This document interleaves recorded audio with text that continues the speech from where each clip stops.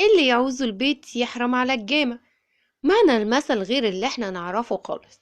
معظمنا يعرف المثل الشائع اللي يعوز البيت يحرم على الجامع، وفاكرين ان المقصود هو الجامع او المسجد.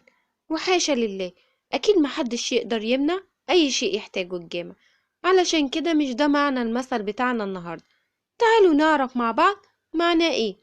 للمثل أصل تاريخي بيرجع إلى أيام الحكم العثماني، لما كان جامع الأموال بيمر يحصل الضرايب. كانوا بيسموه الملتزم، بيجمع الضرايب من المصريين بحسب قانون الالتزام. ومع الحالة السيئة والأحوال المعيشية الصعبة ما قدروش المصريين يجمعوا أي أموال يدوها لجامع الأموال، فجت جملة اللي يحتاجوا البيت يحرم على الجامع. وارتبط المثل ده مع مثل تاني بيقوله المصريين، كان مع اقتراب مرور جمع الأموال كان لازم الكل يدبر الأموال المفروضة.